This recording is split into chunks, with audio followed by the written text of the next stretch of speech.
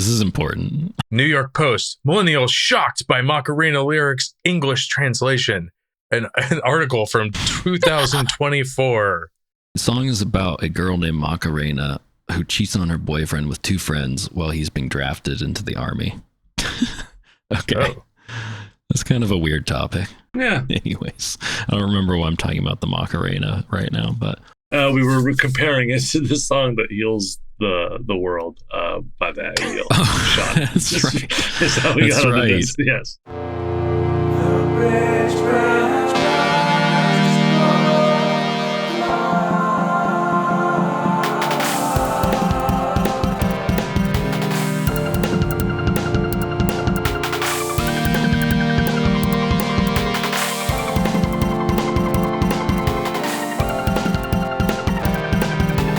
Hello and welcome to the Bridgeburners Book Club, where together we read, discuss, criticize, and get excited about all things science fiction and fantasy.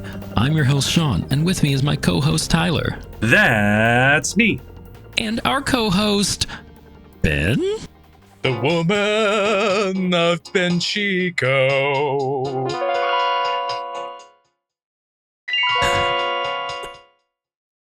I can't tell if it's done. Okay, it's done.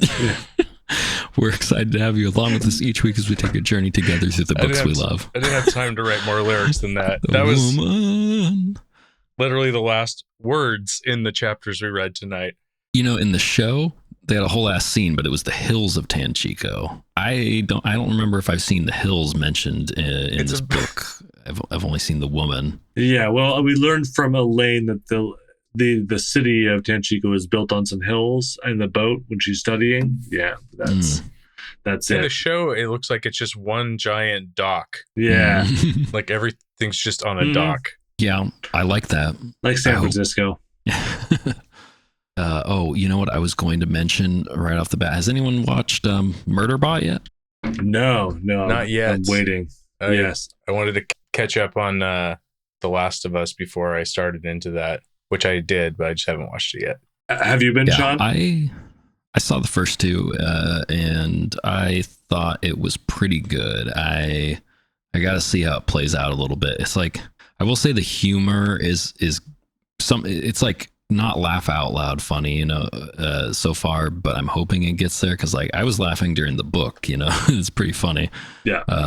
At parts, and they're doing a lot of the like awkwardness and stuff. I guess I'm not quite sold on the humor of every time it like cuts back to Alexander Skarsgård's face and he's making like this really awkward face. Sometimes it works and other times I'm like, it's almost like supposed to be cartoony or something. And it doesn't quite hit for me. But other than that, it's like doing it pretty accurately to the book. Is your average laugh like this? Yeah. Or is it more like or it's kind of like a or like just an exhale. Kind of a nose laugh, like a yeah.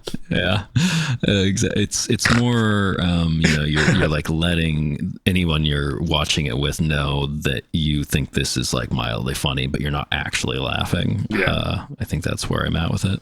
Social laughing. Got it. Laughing for the benefit of others. Because it's still funny, but like I said, not quite there yet, but we'll see. It also, if I remember right, it seems to have changed a couple things from the book that I'm like not quite sure about yet. Because if I remember right, the first little novella, we talked about it, it's like the bad guy, quote unquote, just ends up being like some corporation or like expedition or whatever, and they have murder bots and they fight the other murder bots, right? Yeah. Did they even fight them? Or Murderbot, he has to fight multiple ones or whatever. Yeah, they go to that other That's expedition on the other side of the planet. Yeah. Spoilers for people watching Murderbot in a couple weeks. I don't know. Yeah. People that are reading it and have 30 minutes to read the novella or don't have 30 minutes. Well, I remember when we were talking about it, though, I think we mentioned that like it starts out with that giant worm thing attacking the lady. And then we were like, we thought maybe that was going to come back at some point, but it doesn't, you know. But it's looking more like in the show, like maybe that is going to be a lot of what happens is to do with the worm thing. Like it's already focused on that a lot.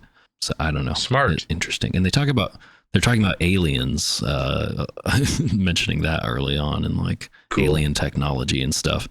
Using all the That's things something that that- they could have used easily in the book. Well, they do. She does use they do get into the whole alien tech stuff more. I finished the actual like novel length one, and it does eventually become a thing in the series, which does kind of explain what the people were doing on that planet to begin with. But I think the show kind of calling it out seems cool. I was reading a little bit about what the rationale was there, and it seems like they keep a lot of stuff from the book. It's just that like the books are so short, it's hard to make that many episodes of TV out of something that short. So they're having to put more stuff into it. Yeah. And they're like 20-something minute episodes. They're really quick too. So good length probably for like the tone it's going for and stuff though. So it's probably a good one to binge when it's all done. It'd be basically like watching a kind of long movie.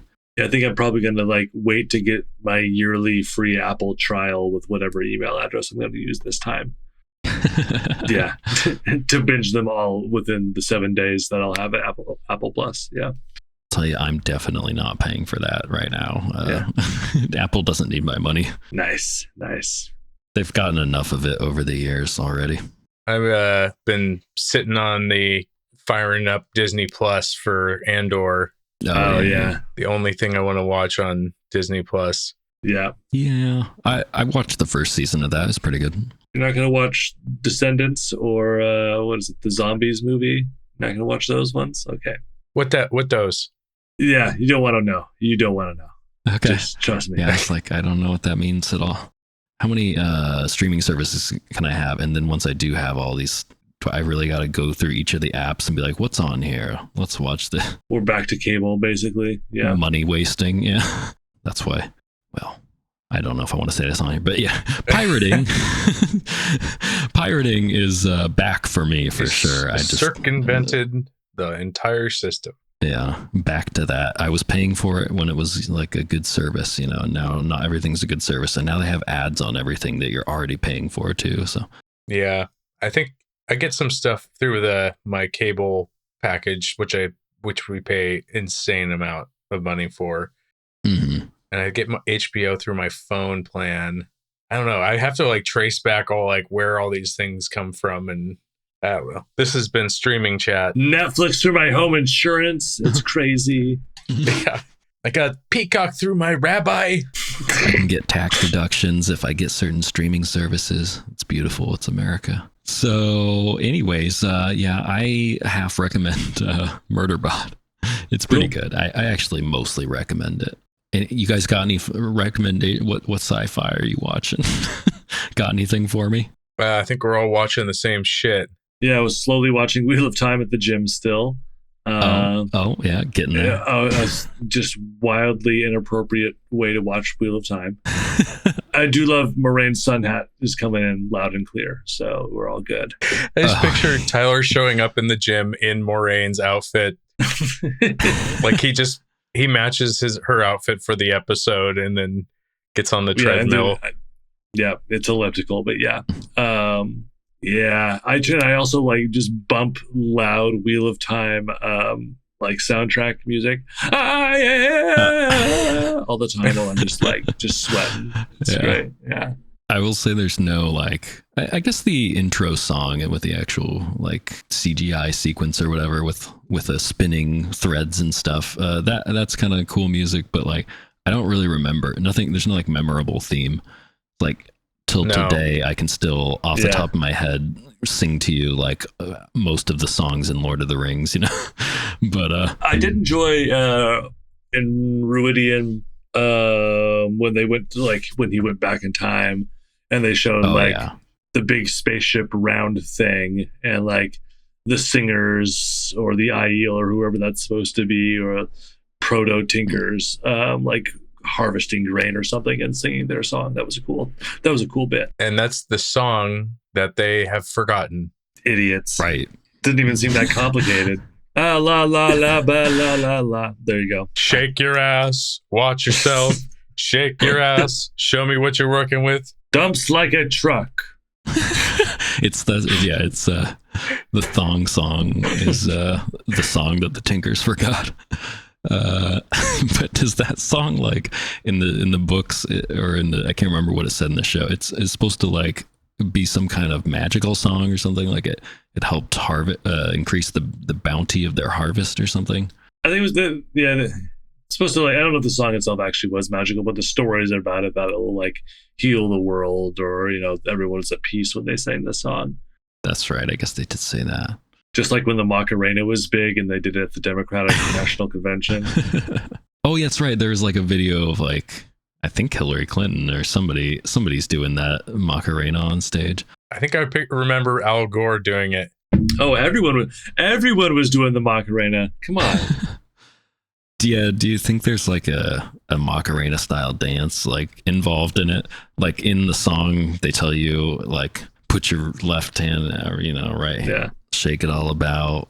Get stabbed by a Trolloc. Get shot by a dark friend. Get ran over by an ox. Get eaten by a bear. And do jack shit. Meanwhile, your girlfriend is getting railed by 2 Carharnians. Okay, should we get into talking about these chapters? Let's do it. I just want to throw out my knob for Straub is going hard still, and I'm like I'm halfway through Ghost Story. I had to rebuy it. Dude, I have 2 copies. Damn it.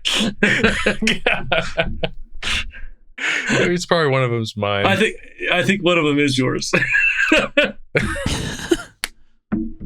I was gonna say, you said it was like you had a knob for Straub and something for Peter. I can't remember what. Oh yeah, I'm sweeter on Peter. Sweeter on Peter. Straub knob and knob for Straub. Oh, that's a good one. Okay. I feel vindicated a little bit that like when like on different fantasy series subreddits, like you see people anytime there's like a repressing, what do you call that?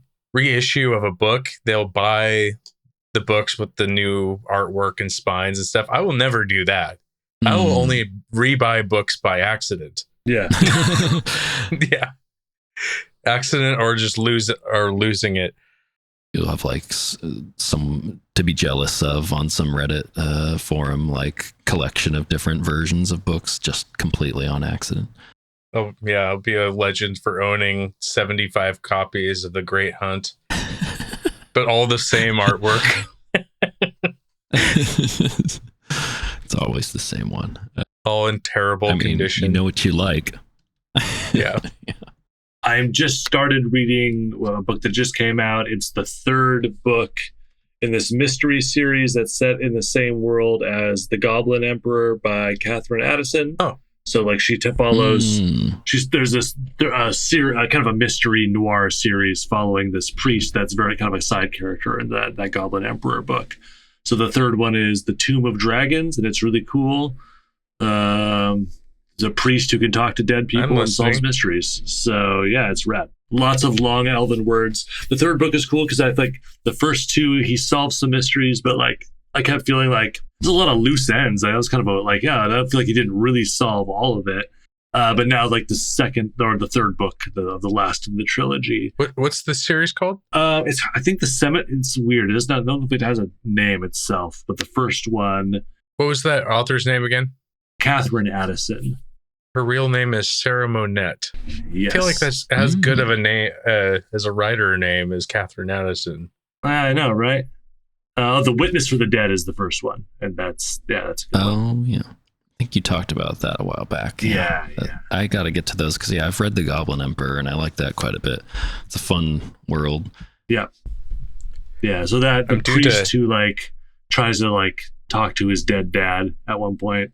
This is following that guy. Yeah.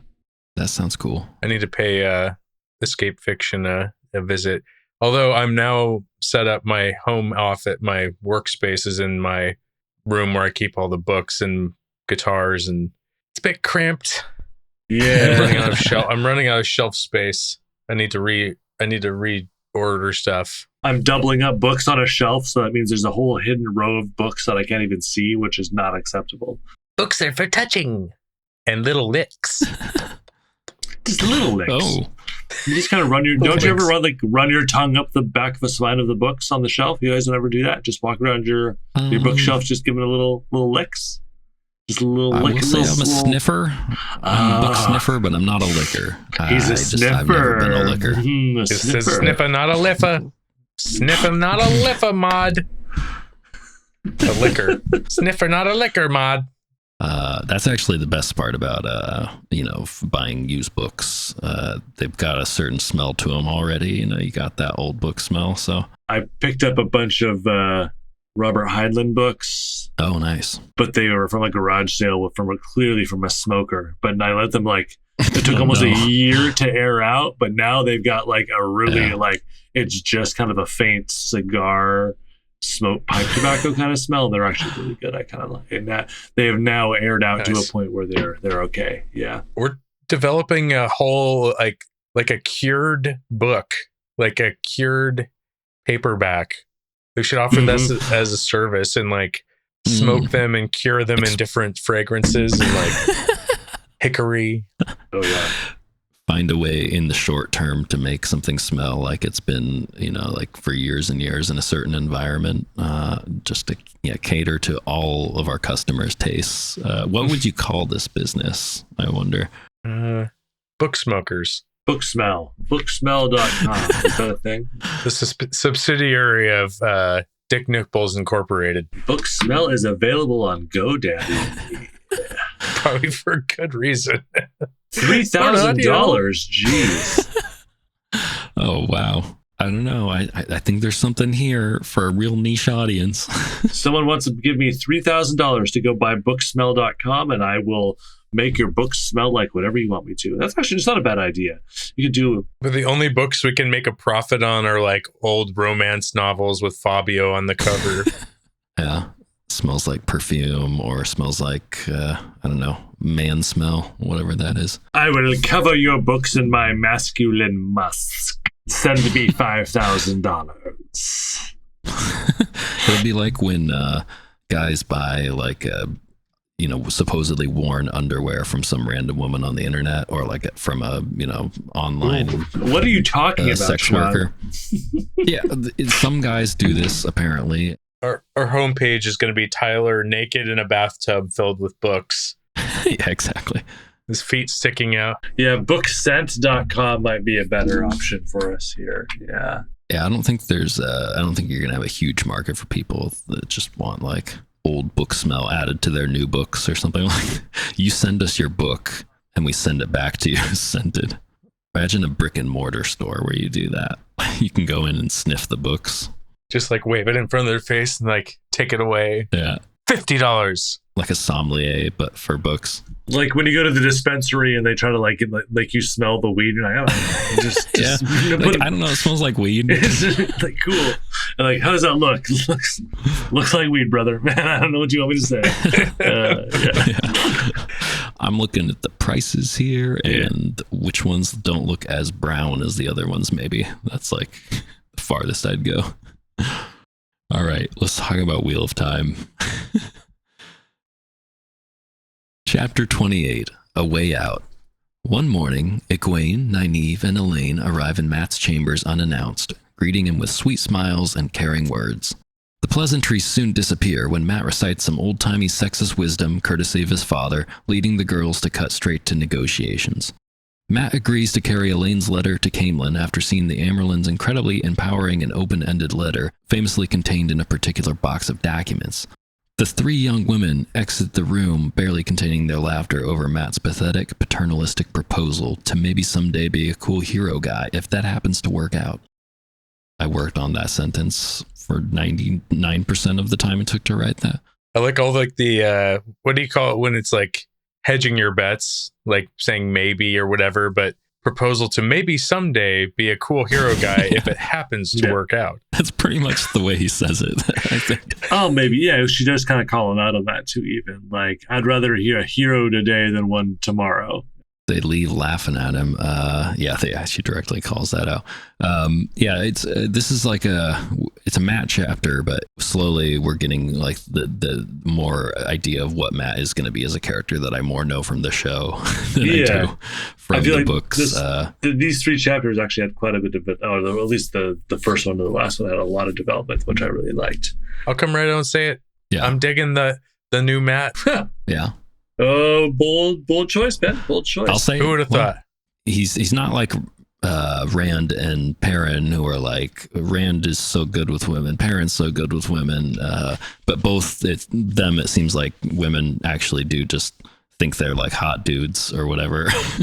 But Matt's like he just has like bad advice from his dad. Like it sounds like he's just watched his dad be a fucking asshole most of his life, and he's just like repeating the same shit that his dad does and being like, pretty women, what I said about in the intro there about making like a sexist comment from his dad. It's like, one pretty woman means fun at the dance, two pretty women mean trouble in the house, three pretty women mean run for the hills. Because it sounds like, I doubt Abel Cawthon would realistically turn down a foursome, but okay. Yeah.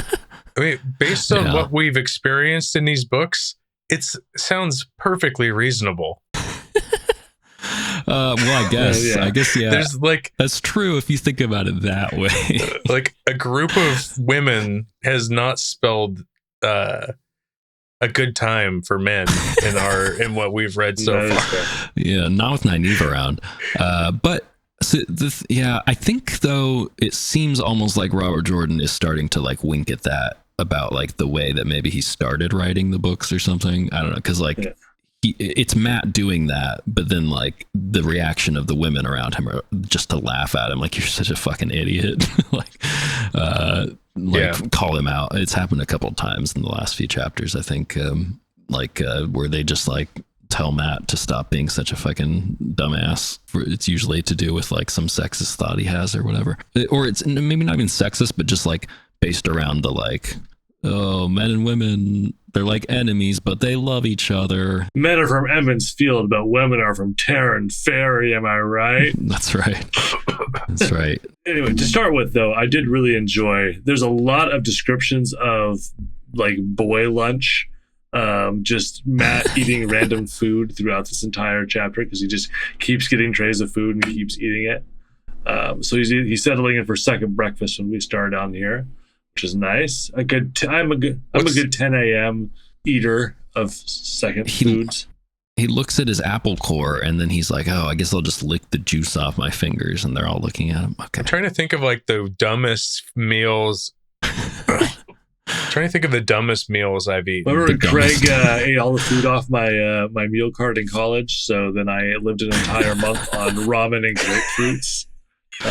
Did he just not have a meal plan or something? Yeah, no, we had a friend who didn't live on campus and didn't buy a meal card, but then lived with us. And he didn't actually even go to the school. Yeah, at that point, I don't think he was even a student. Yeah, so he just lived. I think he took he was on sabbatical or whatever, leave of whatever. Anyway, but he was living in my dorm room and eating all my food. So then I didn't have enough food. So then I was living in a foreign country with like $20. So I just lived on ramen and a bag of grapefruit. I didn't get scurvy because of the grapefruit, and there we go. Yeah. We were rolling our own cigarettes. We were rolling our own cigarettes. We were doing just fine. Always had money for that. We were so hilariously poor. Yeah, that is how you generally end up eating weird things. It's either that or you've got like several things that aren't a complete meal left over in your fridge, and like some random sauce and some, shit, and you're like, I got to get rid of all this stuff today. I remember I never cooked when we were roommates in Canada, but I made like spaghetti, and it was like, now I cook, I'm, okay at it. I'm pretty good. But it was a big deal to like make any food for anybody, for me. And I went through all this trouble, which was basically emptying a can of sauce into a pan and adding meat. Yeah. But I made the noodles and everything, and I put them in the sink, and I like washed a dish next to it and got all soap in the noodles. And I remember we just sat down, like had one bite, and I was just like, God fucking damn it. And just like threw it all out. Through the noodle. It was like probably 50 cents worth of noodles, but like terrible. That was meaningful. I don't know where that story came to mind. Just think the pie irons. Oh, the goddamn pie irons. Yeah. What does that even mean? We had a roommate who was obsessed with these like camping Same one that ate the all the food Yeah, off the same guy. Tyler's food card. He was obsessed with Craig. I think you've met. God, what were they like? They're like you put them over a campfire and like, but they're like a little press thing, like kind of like a waffle iron, but on 2 long sticks. And he put some like toast in the middle. But he was just obsessed with these goddamn things. Every time we'd have a bonfire, the fucking pie irons would come out and he'd be like, "Oh, does anyone have any jam?" And we're like, "No, we don't have any fucking jam. No one thought to bring jam. You have the pie irons, you bring the jam." I remember we're just drinking, and this is maybe just me, but like we were of course out of money, so we're drinking the cheapest possible beer, which was called Black Label. Oh yeah, I remember that stuff. And it was like 9%. And I drank 6 of those, and I remember I was just like drooling liquid hot pie. It's like feeding like if you put a pie in a blender and shot it at like a person that had recently suffered a stroke.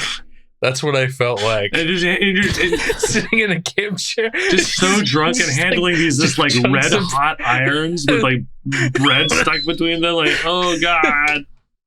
And it was like it was happening. It wasn't that I was doing it. It's like this pie was happening to me, and I could do nothing to stop it. Oh man. I was so hammered. I'm glad I asked about got the way pie off track. Yeah. And so that's the weirdest food that we've ever eaten, Sean, or the most pathetic food. No, actually, no, this is not true. I've eaten bugs. In my freshman year of college, I would make ramen using a coffee pot in my room, the same coffee pot I'd make coffee in the morning in, but I would just add the noodles and the powder to the bottom part and then run water through it. In there. And then just eat ramen out of a coffee pot, walking around the floor. Oh man. I know I've eaten some dumb terrible shit when I've been drunk or high, but I can't. None of it's really specifically coming to me. Remember the time we filled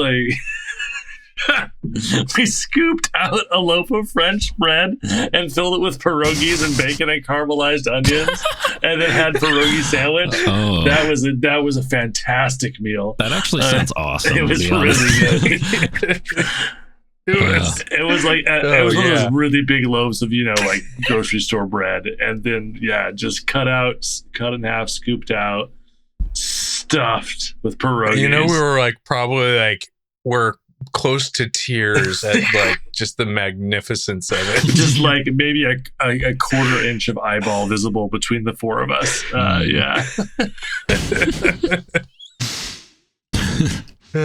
Well, let's see. To go back to Wheel of Time here, he is thinking about food the whole time. Matt is also enjoying a pierogi sandwich at this point. Yes. Yeah.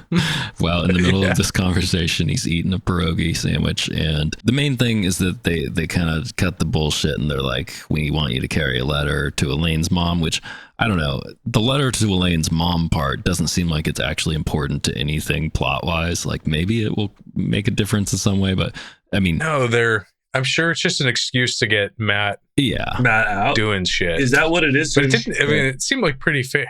Is it really just trying to get Matt out? Well, I don't think I don't know if they're doing it for that reason. I think Elaine really does want to send the letter. I think Robert Jordan. Oh, I see. I think Robert Jordan wants to get Matt out somewhere. I don't think that the letter itself is going to mean anything huge in the end. I feel like it's a MacGuffin or whatever. No, I think the reason is that Elaine wants letters, so like she doesn't want her mom to freak out again. Right. And I'm going to go missing. Yeah, she's leaving again. Yeah. Which is so I guess that does make sense to Elaine. That's worthwhile, but to like the plot, I mean, obviously, if Morghese comes and swoops her up, then. But like. Robert Jordan could have written it a different way. Besides, we need to send Matt to take this letter. And even in the 3rd chapter, we read the Amberlin, or 2nd chapter, the Amberlin's like you'll be out. I'll just say you're out. What, shucking corn or something? I can't remember what it was. And she's like, Morghese will be none the wiser, essentially. And they could have just like done that. Or now they don't have to send Matt at this point. Yeah. But anyway. Yeah, because she's not going to physically come there again so soon. But okay, well, what my point is, yeah, I think mostly we're getting an excuse to get Matt out of this city now. Even though this is like a hole that Robert Jordan just wrote himself, and then it's like Matt needs to leave now. It really seems to be that Matt just needs to get out of the city for the story wise, which I kind of appreciate. I wasn't even really thinking about it. 30 chapters in the Tar Valon, pretty much entirely in Tar Valon, and even on the way out of town, Matt can't leave town in one chapter. No, it's a fun chapter. So he's like saying, the Amerlin won't let me leave is his thing. I can't leave. I do want to, but I can't.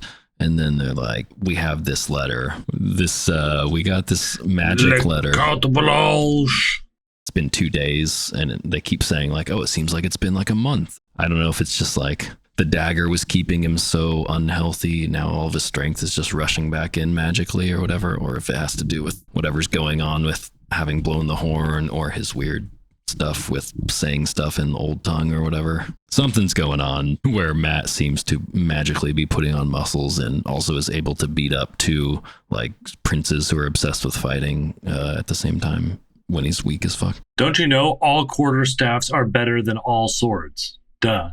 That's right. A farmer with a quarterstaff wins you a war or something, I think is almost literally what they said. So they make a deal pretty easily, though. He gets the letter, he doesn't really want to go there particularly, but that'll be his first stop. Yeah. They talk him into it, and he's just like, yeah, if you get me out of here, I will do whatever the fuck you want, but I don't actually want to go there. I don't think it started necessarily in this chapter also, but Matt's whole gambling thing actually play out. What we'll see is the weird luck thing that he has going. But I guess it seems like that's something different to me. I feel like Matt is not nearly the gambler that he thinks he is or something. Yeah. Anything else on this chapter? I don't think so. No. I didn't actually reread. I read this one on accident and I never reread it, so it's pretty straightforward. It pretty much ends when he just laughs and says, "You'll never catch Matt Cawthon." I like that. I just underlined that last night. But yeah, there's the moment. Remember, if a woman does need a hero, she needs him today, not tomorrow, and they're just laughing at him. Oh, that's a good one. Yeah, because he says like, if you ever need anything, just let me know. As he's like piecing out to never come back. Yeah. He's like, "You're all Aes Sedai, and you're gonna be a queen, but if you ever need a man around, if I can do anything. You ever need anything dick related, I'm right here." Yeah, cool. Because he does throughout this chapter also, he's just like, oh man, they're hot. This one's hot. This one's hot too. Even Nynaeve's hot. Everyone's hot. Yeah, as he's lurking around, no shirt on. Yeah. Matt's adjusting to going from being a Emmons Field 8 to being a Tar Valon 4. Yeah. He couldn't even get Elsa Grinwell or the, I don't know, ghost that's pretending to be Elsa Grinwell or whatever. Fade with a mask on. That'd be funny if he actually nailed the ghost. It's like have you guys seen The Substance? When at the end, there's like a monstrous creature, and she just has like a cutout image of Demi Moore holding over her face, and all the people are just like, "Oh my God, you're so pretty!" Or like they don't even recognize that it's not. That's the Fade. He's just holding up a picture of. Anyways, if you don't get the reference, it doesn't work so well. It's still funny. Okay. Chapter 29: A Trap to Spring. Nynaeve glared at a spit dog while the girls toiled away in the kitchens of the White Tower. Laris, the soon-to-be official mistress of the kitchens, has her queendom encroached upon as the Amerlin seat enters the kitchens in a flurry. The Amerlin shocks every novice into working double time, and even Laris begins stirring a pot. While everyone in the kitchen has their eyes averted, the Amerlin and Nynaeve have an awkwardly long conversation out of the corner of their mouths. During that conversation, Nynaeve learns the following. Sheriam found a grey man dead in her bed. Elsie, or Else, had been sent away from the tower weeks ago. The Stone of Tyr houses not only the mythic sword Kalendor, but perhaps as many Terangriel as Tar Valon. The Amarylline Seat orders the girls to spring the trap and seek out Leandrin and the Black Aja in Tyr. That's a real Wienermobile situation there. The Wienermobile wills is the Wienermobile weaves. You did it pretty good though once you got it the last time there, you know. Terangriel as Tarvalin. Terangriel as Tarvalin. I'm sure we'll get to it, but this whole chapter I was laughing because I can picture in my head it's like a busy, I don't know if you guys have ever worked in a kitchen or service environment before, but then like the boss rolls in, walks around and shouts at everybody for like a minute, and then like walks over to you and just tries to have a peaceful discussion as if no one's gonna like be staring. Like, this is the worst possible way to have a discreet conversation, is for the Amarylline Seat to walk into the kitchens and shout at everybody and then be like, okay, now they're not watching anymore, Nynaeve. Let's chat quietly over here in the corner for 3.5 minutes. Yeah. yeah. Pretty. Sean worked for Mr. Kwan. Did Mr. Kwan ever yell at you? No, he wasn't really a yeller. He would just he would get stern occasionally, you know.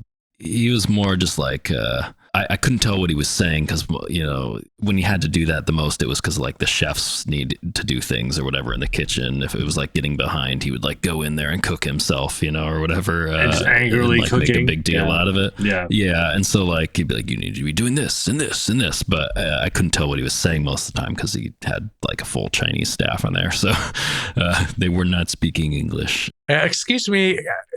Hey guys, how about we just speak a little English today?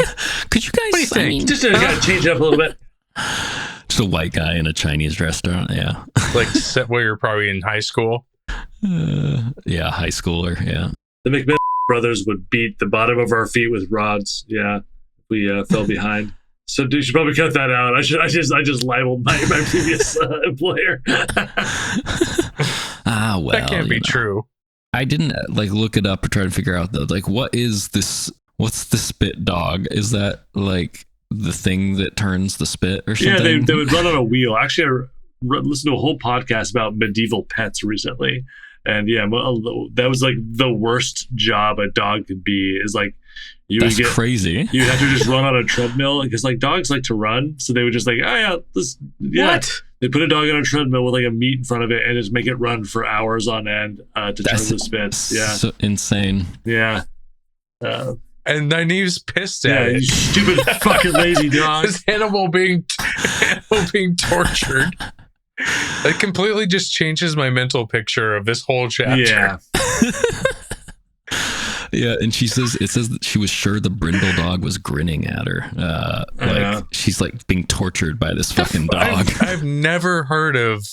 I've read fantasy, and I'm like, decently history literate, and never heard of such a thing. No. What? You never heard of a spit dog? You ain't never heard of a spit dog before? Come down here, I'll show you. Y'all never seen. Gotta get yourself a spit dog. Y'all never seen a spit dog before? Well, I've got a mental picture of one now. I'm sure Hawk to a girl would love a spit dog. Rest in peace. Rest in peace, Hawk to a girl. What? Just talk about like as if she's died, just in case. I think she does die. Close enough. Yeah. She's been forgotten about enough by now. I feel like she's already gotten to that point where you're like, hey, remember Hawk Tua girl? But you say to your grandma over Yahtzee. Yeah.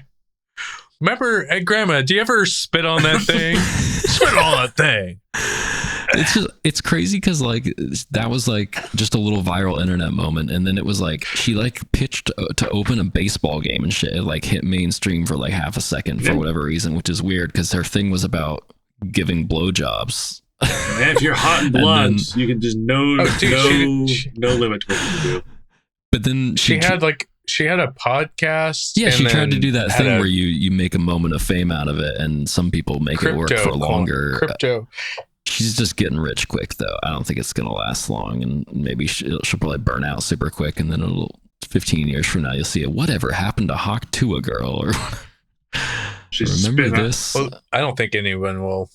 I mean, I think we're already having that conversation. That's kind of what I was saying at first. Yeah, I think it's already happening. It's kind of, I don't know. She's probably still around. She's probably still doing it. She had a cryptocurrency, and then Wait, she had Hawk Tua they coin? pulled the rug on everybody. Oh, Yeah, damn. there was a Hawk to Yeah, a it was coin like- or something to that effect. Spit on it. And they like defrauded a bunch of people. Yeah, because it's crypto. I'm just assuming just some like crypto con man probably Like, hey, you want to make a bunch of money? sold her on it. Yep. Yeah. Quote She unquote probably money. got her moment of fame. Probably got used by a whole bunch of predatory people like that. She was like raising a ton of money for like pet shelters and stuff like that.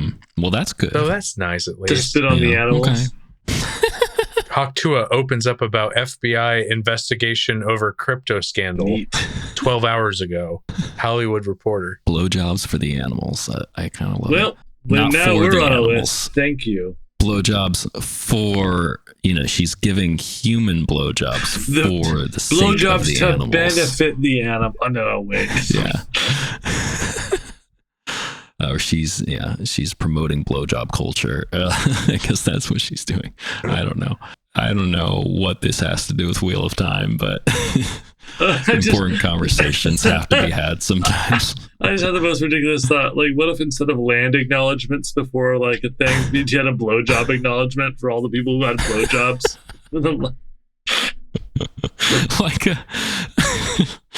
like for the it's remembering the veterans or the exactly. Yeah, fallen troops or something. for but- anyone who's had to give a blowjob in this building or and relate to this. Oh, it's production. for the people. I thought first I thought of it as people that receive the blowjobs, but that makes more sense, I guess. That it's the people that they're like they gave it up for a good cause. They really sacrificed a lot for their country. I regret that I only have one head to give for my country. Okay, so I don't know what we've actually said about this chapter yet. Laris, the mistress of the kitchens, she's really the chief cook. It started with the goes spit on about dogs. that. Yeah, so we really have The not. spit dogs, We've not right. moved on from the first sentence of this. We're still on spit dogs. I saw this coming a mile away. So did she. Really though, I mean, I'm sure we'll get into it, but like, is there really that much to talk about in this chapter? We already kind of did. The Amerlincy comes in, she does some stuff, she makes a scene, and then it's all an excuse. It's like when they're so bad at this. It's like in that one of our last chapters when Varen comes in, and she's like, oh, did you find anything in there, when they're looking inside the cauldrons or whatever? And it's like it's the most obvious thing ever when she says it, that she's asking if they found anything yet. They just don't. They have to be in like a completely public. Like they're trying to be secretive. I'm like, where can I approach these girls where there's the most people around? Who are sure And to by our gossip. stature, Yeah. everyone will be so. It will pay attention to every single thing that we do.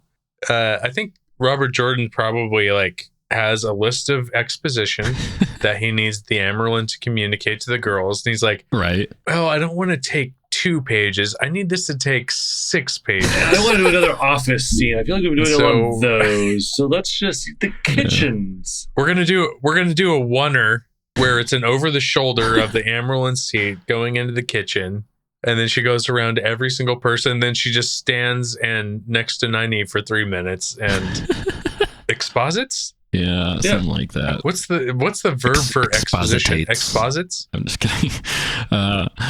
I don't know the answer to that, but you're probably right. I think exposits, is probably closest.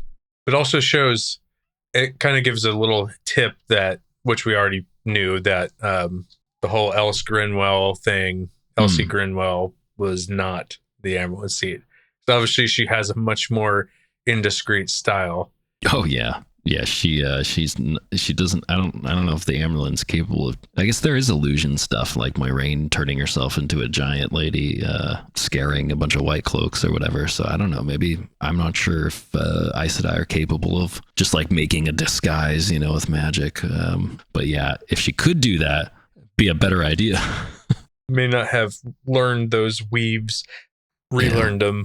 But so there's this Loris lady, and she does come in. She kind of yells at her, and so like it's so stupid. Like at the end of the chapter, she I can't remember exactly what they say, but it's like, oh, and by the way, Loris, you now really are the head mistress, queen, lord, whatever other words you want me to say of the kitchens. It's like she came here and she had to like berate this lady or whatever, or like be stern with this lady, so that she could make this weird scene and distract everyone. And then also she had to like be nice to her at the end to like make up for that is really stupid.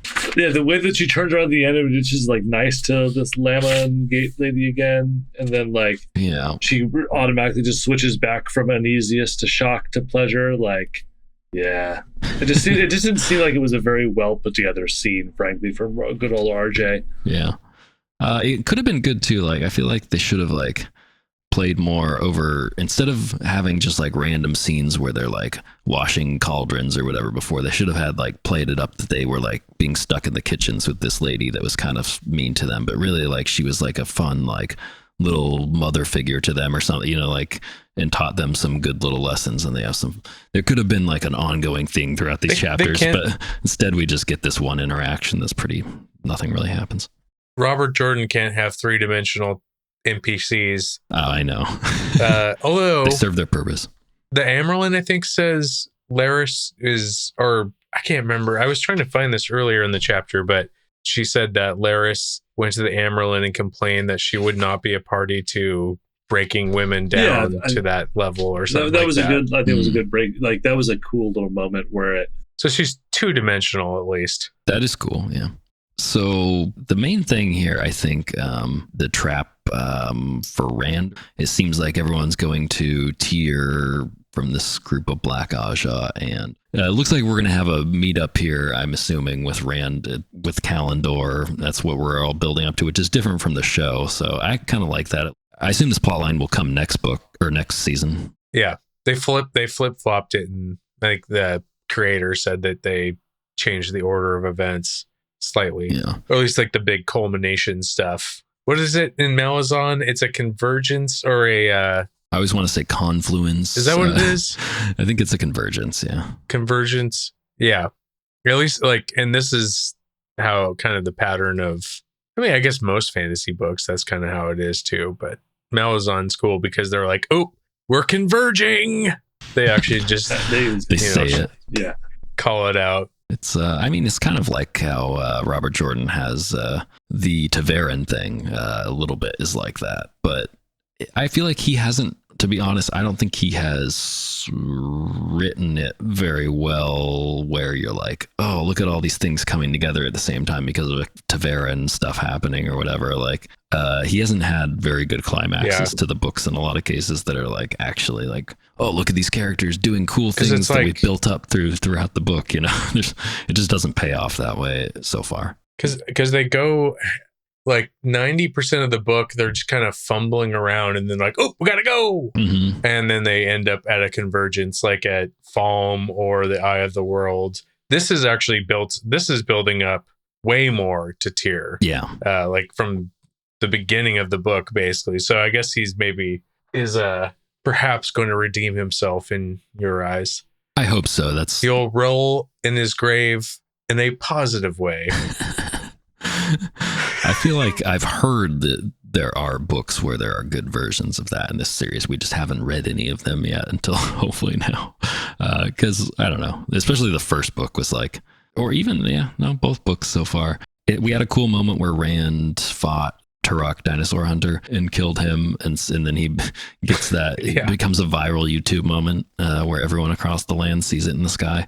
So I mean, there was that thing, which is kind of cool. But like we've talked about a lot, like the way the battles are described and things where it's just like, and then Rand did Sparrow skims the waters or whatever, some shit like that, and then you don't really get like a good picture. There's not even like big battle scenes. There's occasional smaller battles that has some cool moments where like Rand fires several arrows in quick succession directly into the forehead of several Trollocs or whatever, like, but we haven't had any big set pieces and like ongoing battles and things like that. The battle at the end of the second book was just such of a letdown, really, for what it was actually shown to us. Like, And then a fog happened, and then there were ghosts, and then Yeah. they won.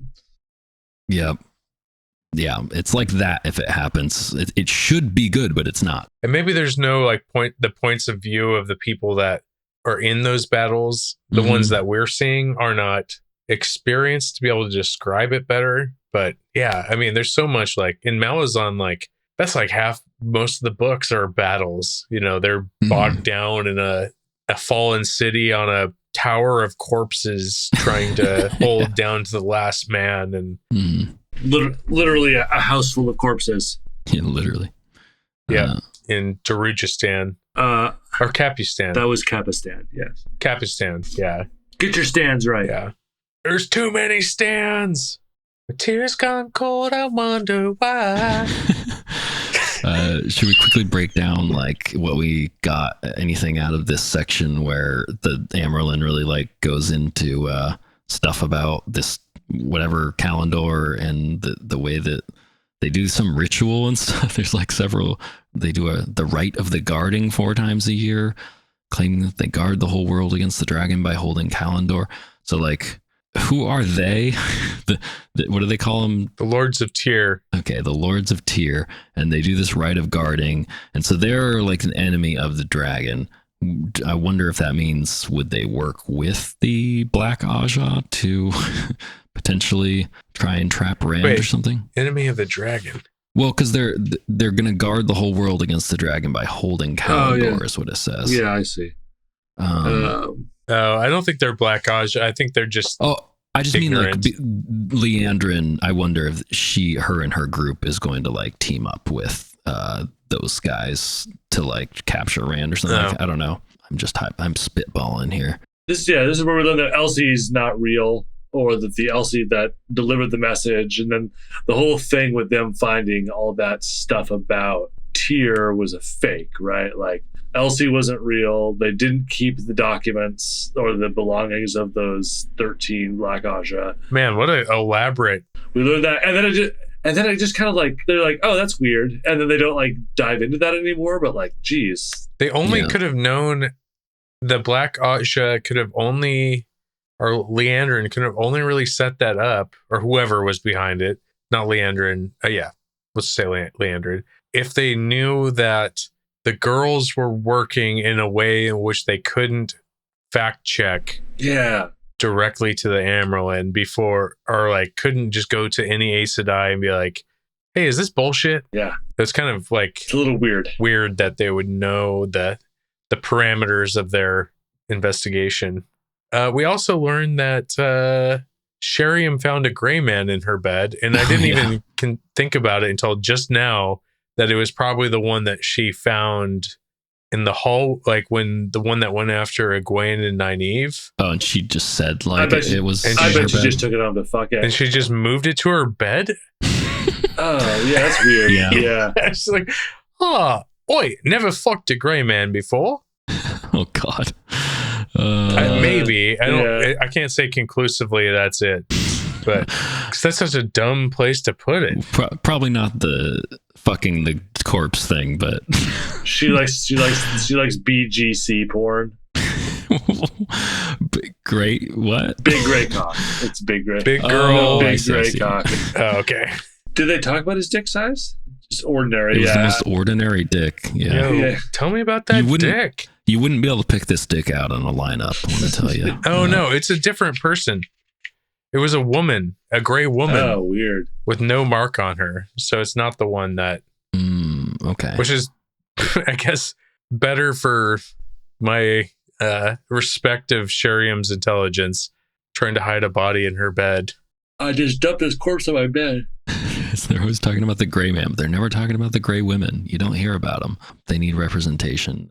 I hear they only get 77 years. They only have to sell 75% of their soul Yeah. to eternal torment. But so it does sound like, though, even though I guess if the stuff was fake, though, but like it does sound still like the Amerlin is like, that might be where they're going or whatever. Like they're still talking about it like they're going to go after Rand. But I assume they're still going to Tyr from what it sounds like. So I don't know. But the next chapter we should get, if we're ready for that yet. Okay, because that one I feel like should be fun to talk about. Chapter 30, The First Toss. Matt killed a guy, but first he had to make an escape. He leaves the White Tower, trying to make it look like he's setting off on a journey, which he is. He intends to gamble just a little bit, but he's hot tonight and gripped by a fever, making more money than he knows what to do with. Leaving the tavern with a heavy coin purse, he realizes he's being followed by some shady fellows. He escapes over the roof, but is attacked again, nearly stabbed, and falls with this attacker off the roof. Shaken, he heads into an inn for a drink. This is good stuff. A lot of good gambling. We learn some card game names. I like the beginning when he's asking serving girls all day for more food, and then he's just sticking it all in his his bag he's packing or whatever. He's just like got 12 loaves of bread with him. It's pretty good. He's got a whole pocket full of Caesar salad. Yeah, they're bringing him like full cooked meals, and he's just piling it into napkins. Oh, and I guess it would be an Uncle Pocket soup he probably has. So much Uncle Pocket soup. It actually does say specifically, because it's Robert Jordan. You got bread, cheese, fruit, winter wrinkled apples and pears, wedges of cheese and loaves of bread. I haven't heard that term before. Winter wrinkles. Yeah. What does that mean? Is that a style of... I don't think that's anything you do on purpose. It's like just winter wrinkles. You left an apple out over winter. They're old, is what it's saying, because of course you can't grow apples and pears too late into the year, into winter time. So I get it. It's like something you'd make. I almost said apple chowder. Apple cider. There we go. Apple chowder. Out of a good old apple chowder. Yeah, my granny used to make the most delicious apple chowder. That's a poor college student story right there. Yeah. We had apples, we had chowder, and never the two shall meet. Okay. Anaya comes to visit him. I don't understand this ruse. Yeah, she kind of like does a little power move on him and saying that he's going to be okay. But then like I don't understand his ruse about like he wants to make it look like he's leaving on a journey, but he has a cover story, but everyone knows that he can't leave, and so he's just like, I'm leaving, and he's just outwardly just packing to leave. But he knows that no one's going to take him seriously because he'll just get turned away by the guards again, which I think is hilarious when he's just like, just going for a walk. And he knows that they know that he can't leave. Yeah, it's pretty funny. I think it says something like that he looked in the mirror at one point and knew that no one, or that everyone would know exactly what he's doing when they saw him. Just like he takes one look at himself in the mirror. He's like, oh shit. Yeah. Okay. Well, let's just do it this way. And they're because completely, and no one's worried about it. They just told the guards, like, if you see this guy, send him back. Yeah. And they're not like concerned about it. And so he's using that kind of like lax. They're looking for him, but they're not like wanting to get him back right away. Maybe Anaya is like more just being put in here because she's going to show up later in this story or something. Yeah, I think that's my hypothesis. Yeah. Or hasn't she already tried to like work? She was the dreamer. Yeah. She's the dream coach. Yeah. It's funny because he's like, I want her to think that I'm pretending that I'm not going to leave. Yeah. But also know that, like he's playing this, like, I guess it makes sense because then he can just like, it all is about like being able to just pack as much shit. Yeah. I did like we got Matt doing his own little description of what he sees in Tarvalon. It sounded lively. Yeah. It's I don't want to like read it all, but it's talking about just nighttime falling over Tarvalon, the kind of the rich neighborhoods and the kind of poorer neighborhoods, places where crews of ships are hanging out. There's all these taverns and things in the air, and then that's where Matt gets into his gambling thing. So I feel like that was Robert Jordan kind of stretching his muscles a little bit there on describing the town. Yeah, different street composition and bridge composition, which I think is cool. I mean, he said it's pretty much all beautiful, but then it shifts from like Ogier built to like human copying Ogier kind of stuff. And that's where the bars are. It sounds Or like the a inns. wonderful place. This is the Silver Lake or the Alberta Street district Yeah. of. Well, the trendy. It's still like it's more. Are we seeing Tarvalon as LA? It's not rich. The traffic there is terrible. Yeah, this would be. I guess this would be the Silver Lake area. So Actually, probably like Inglewood with people trying to stab you.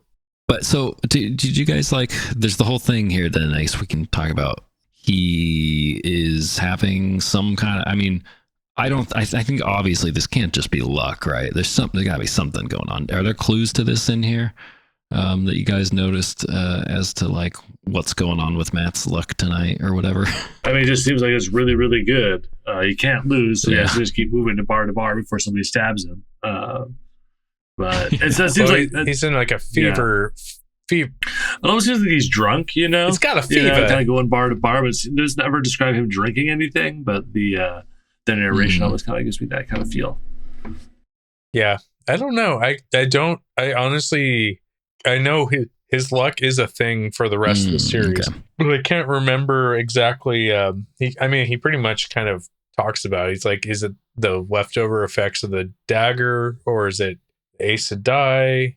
Right. I guess the thing he doesn't talk about is it his Taveran connection and whatever his like roots of the old Manatharan shit. I thought it was Taveran or something to do with that he that maybe is creating his luck. I guess if it's not like some more acute thing, like Yeah, I feel like it's one of almost the Forsaken messing with him or something. Yeah, it seems like it would just be. I wouldn't be so satisfied if it was just like Aes Sedai or the knife or something like that. I kind of want it to be Matt's thing. So yeah. Matt is definitely the most. We've talked about like reincarnation and like not even reincarnation, but well, I guess it is reincarnation where you like you're reborn in another body, not even like bloodline. See, like in the show when Rand went back through the Aiel history, he wasn't going back through his rebirths as the dragon. He was going back genetically. Anyway, Matt's the most obvious of that, I think. The old blood or whatever. And we don't know who he is or we don't know who he's reborn as or what, or if he is even really reborn, but he's the most tied into that, like the patterns of the wheel turning. And he's kind of the first of the Emmons Fielders to be exposed as that. I think that's what the luck is. I can't remember. He goes through and he does his tavern to tavern thing, like we were saying, where he can't stay at one place for too long. He has so much money, he doesn't know what to do with it. He's just giving out silver pennies because all he can have is gold. Yeah, and that's it. Then he's getting chased by some fools. Yeah. Yeah, then we get into the streets there where he's first is like footpads or whatever. Aren't there like two things here if I remember right? There's like there are men, but then also First there's like a guy that's like a drunk guy that walks past him, but I feel like that guy was like Right. He's like that guy looks sketchy. Yeah. And then two people, then he kind of like sneaks and hides, and some people are following him, and he jumps up on the roof, and he comes up the roof. He kind of Assassin's Creed. It seems like he goes up on a roof, and he goes up into another roof from there, and then keeps climbing his way up until he's. I was imagining it. And It's onto got a to be like a bridge. group of guys that followed him from one of the places he was at or something like that. But they're gonna beat him up and take all his winnings. They're all doing their pre-programmed Oh, they're like circuit around. patrols and like, Yeah, and you have to memorize their behavior. Oi, I don't see him this way. I'm going to look over here. Oh, what was Stay that out of noise? the shadows. He's dangerous. Hey, chicken chaser. Oh no. He chased chickens. Do we talk about the treasure trove that he won? He's like weighed down. I can only imagine how That's a heavy. lot of, yeah. Yeah. He meant like if I have like $2 worth of coins in my pockets, I'm like, I gotta get fuck. rid of this. But he's got. When's the last time we had a pocket full of change? We used to carry like fucking pounds of that shit, man. If I have like 75 cents in my pocket, I'm like, fuck, get that shit out of here. But I hope this is the start of I want to see Matt where he's like constantly, getting all flush with money for a minute and then loses it all very quickly in some stupid way and then gets money again. I hope this is the start of that with him. I'm sure he probably loses a lot of this money after that 30-foot fall. We were saying he's getting fall by the guys, right? But then he loses them or whatever. He does some cool guy stuff and he's got his quarterstaff ready. Then there is a man on the bridge with him, and if I remember right, it pretty much hints that this guy is a gray man in there at some point. I don't think so. I think, oh no, because it says, such an ordinary looking man to have tried to kill him. That's why I thought that maybe. But maybe it's not. I don't know. But I just feel like that's a Robert Jordan thing where he just comes up with the one way, to describe certain things and then uses that every time to indicate that that's what he's talking about. Yeah. I would put the odds on 60% you're right, 40% it's just a foot pad. But Okay. I didn't even think about that. But it makes sense because that person was not, he said like the foot pads are like several streets away and they would just pick on someone else because it's too much trouble. But that would suggest that someone would planned to kill him specifically. So I'm going to bump those odds up to 7. I'm going to go 80% Okay. in your favor Okay. on that one. Do you want to wager on it? Well, I do wonder though if Robert Jordan will ever mention it again. So we may never know. But he was really holding back on the gray men's content. Now it's just like a fire hose. Gray man here. Shreem gets a gray man. Everyone gets a gray man. Yeah, she got a gray woman, actually. Sounds like my first wife. Oh, am I right? My ex-wife. But yeah, I don't know anything else in this chapter. I mean, he kills the guy. Did he use the dagger? Was it the dagger he stabbed him with? No. So the guy was like strangling him over, like on the banister of the bridge. Rookie move. Or had his knife coming at Matt's throat, and Matt's like, fuck it, yippee-ki-yay, motherfucker, and he kicks his feet up and they both fly over the railing, and Matt lands on the guy and the guy stabs himself in the heart with his own dagger. Okay. So technically Matt doesn't kill a guy, but I mean, I by the lead, that's definitely some kind of manslaughter, backflipping yourself off a bridge. It's I would say he's standing his ground. More like slamming his ground. I was taking it as like there was a struggle and Matt didn't really know what happened. He just kind of like came out of it being like, oh shit, I stabbed the guy in the chest. But no, that probably makes more sense that it's his luck. It's his luck continuing. I think it was tonight. It was his fever, hallucination shit where he's not really understanding what's happening. Yeah. And then the luck also ending up with the dagger in the guy's chest. Yeah. It's giving me vibes of that one and guy. him landing on his body. What was the guy? And we talked about it in our 50th episode thing. The guy from Malazan that has the blessing of Opan or whatever. Oh, he can't stop Korat, winning. Bill and Thinualis. Yeah, exactly. Everything that he does, he somehow just escapes death. He like Rube Goldberg's his way out of dying several times, I think. Yeah. I want to see some of that. He's so good from Matt, but I don't know if that's quite what we're getting here. He's approaching an inn, and the woman of Chanchico. That brings us to the end of another episode of the Bridgeburners Book Club.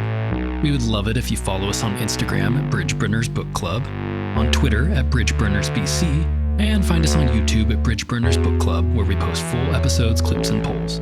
If you would like to write in, shoot us an email at bridgeburnersbc@gmail.com with any comments, questions, or contentions, and maybe we'll read them on air. You can also join our Discord with the link in the episode description for discussions, questions, or to post your best memes. It really helps the show to grow if you give us a rating on Apple and Google Podcasts, so please consider helping. I'm the Sean Chan, and for my co-hosts, Ben Bowie and Tyler the Creator, thank you for listening, and we'll be back next week.